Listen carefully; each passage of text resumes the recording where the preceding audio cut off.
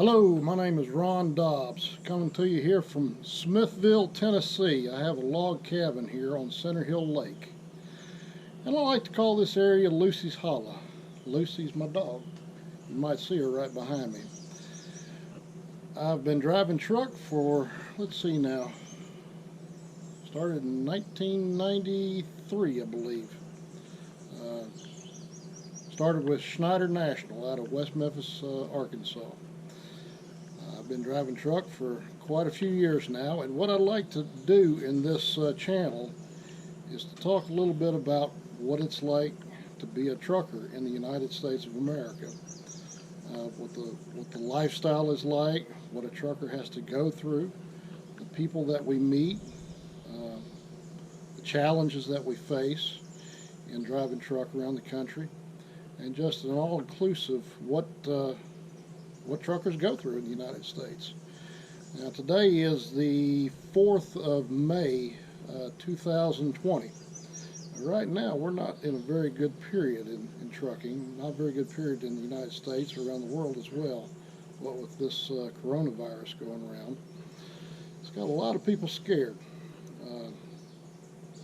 Truckers have gone through this though.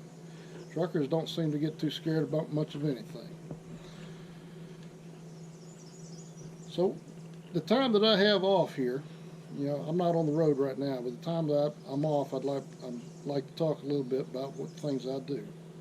Now, normally I don't condone drinking, but right now I'm sitting on my back porch. I have a log cabin here in Lucy's Hollow in Smithville, Tennessee, and when I come home, I do like to sit and enjoy a nice cold brewski. And so that's what I'm doing right now. I'm sitting on my back porch, just taking it easy. Literally got the lake just right below me down here. If somebody comes up on a boat, I can hear them talking down there. Or if I got my neighbor further up in the hollow wants to ride on past on his side-by-side, I can talk to him. But for the most part, it's just a very quiet place here where I live. So let's just recap a little bit who I am. I started in 1993 driving truck. I really didn't intend to start driving a semi. I have a degree in English from Mississippi State University. I graduated in 1992, and I decided instead of teaching, I would prefer to get out and see a little bit of the country. And so from the age of 22, I've basically grown up on the road, driving semi-truck all around the country. I'm 49 years old now, so that's going on, 28 years, I think, now I've been driving truck. So pretty much I've experienced a good deal of what it's like to work and live in the trucking industry. I see a lot of YouTube videos on people that have just started in the business maybe a few years ago or perhaps 10 years back, and while it's kind of flashy and good recording, I get the sense that they really don't know what it's like to be an old school trucker. And I guess that's what I consider myself now, as an old school trucker. Back when I first started, everybody was bouncing up and down the road in cab over trucks. Now for those of you who don't know what a cab over truck is, it has no hood in the front of the truck. It has just a flat nose. Cab over stands for cab over engine. So the engine is actually under the cab of the truck.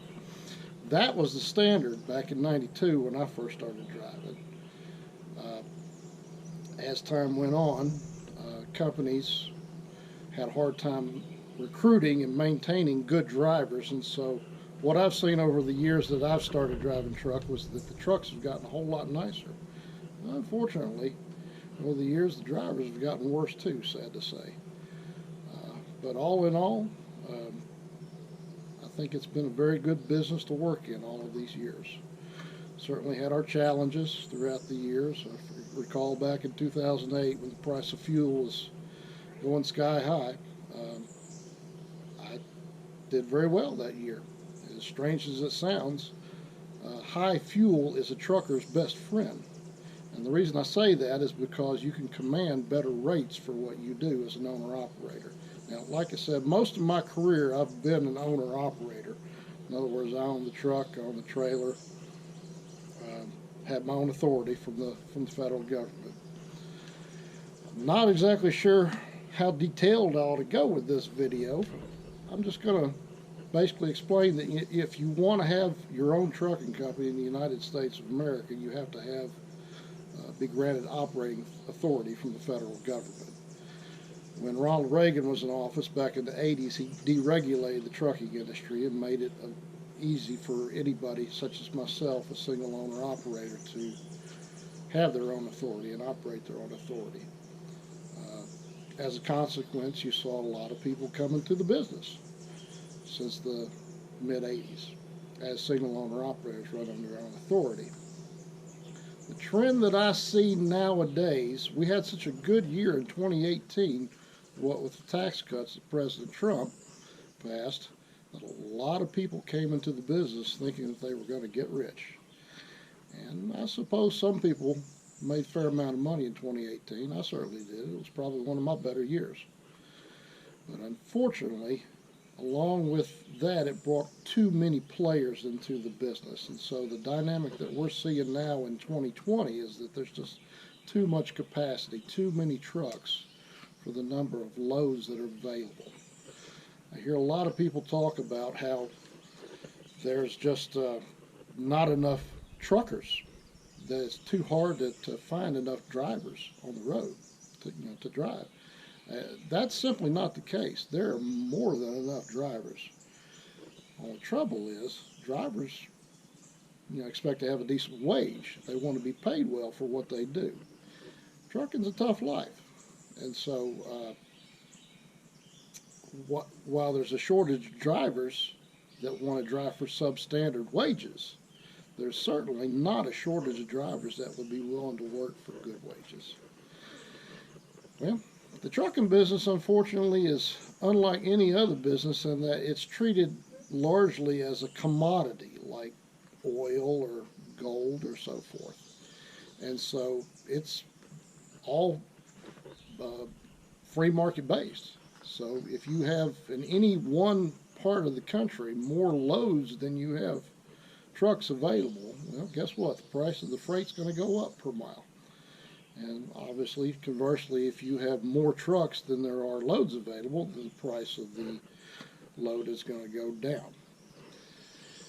Now, most truckers, it's been in my opinion, do not run their business as a business. They think that if they get in the truck and start running and running miles, they're going to make money. And sadly, that's just not the case. Most owner-operators that start in this business will fail for the simple fact that they do not run it like a business. I have a different approach to that. I keep an iPad in the truck, and I track all of my expenses and all of my income to the mile. That way I know exactly what I'm doing. Another thing that causes a lot of truckers to go out of business is they have many breakdowns. These trucks are very expensive to maintain. It is not cheap to keep a truck on the road. Normally, your operating cost per mile minimum is going to be between 75 cents to $1 a mile. And that's before you even pay yourself. So normally, a good wage for what we do would be anywhere from $2 to $2.50 per mile. And that's all miles. That's actual miles. That's not book miles. What we saw back in the early 80s when Reagan deregulated the trucking industry was also a system of brokers come into place, so that if a trucker wanted to get a load, most of the time, instead of going directly to a company, he had to go through a broker to get the load. And so as the number of owner-operators in the business increased, you've seen a large number of brokers come into the business as well. Like anything else, you'll have good brokers and you'll have bad brokers. I have a very good broker that I deal with in McMinnville, Tennessee, whose name is Preston Greer. And he treats us all very well because he takes a flat percentage of the load. Most of the time, we're collecting the freight check when we deliver. And so we build a level of trust there in working together. Sadly, what I'd like to see in the trucking business would be a level of full financial transparency in the business, and a lot of times you just don't see that. Uh, if I need to call on a load, I have to ask the broker what's the load paying, and I have to trust them to tell me the truth. Uh, Whether that's the case or not, I have no idea. So I have to have that level of trust in who I deal with to understand that I'm getting the very best price that I can for the freight that I haul. So like I said, this is just the beginning of this YouTube channel. I'm calling it Tennessee Trucker because I live in Tennessee. I'm sitting on my back porch right now on Center Hill Lake. Got my dog Lucy. Lucy, come here. Say hey to Lucy. Lucy has lived here all of her life. You're my sweet, precious baby girl. We also have another dog named Buddy. Lucy I got as my chief watchdog in Lucy's Hollow, and she was very young, but she turned out not to be a very good watchdog, and so I had to get a companion to Lucy named Buddy. Buddy became the chief watchdog in Lucy's Hollow now. I'll introduce you to Buddy on our next video, perhaps. But until now, this is Ron Dobbs signing off from Lucy's Hollow on Center Hill Lake in Smithville, Tennessee. And it's good to meet every one of you folks, and I look forward to talking with you and explaining to you what I do in driving the truck for a living all around the country, places I've been, people I've met.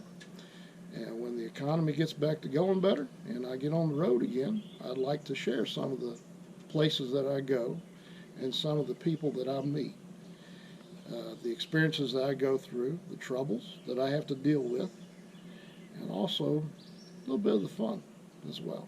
Until then, I'm signing out from Lucy's Hollow. GoPro, stop recording.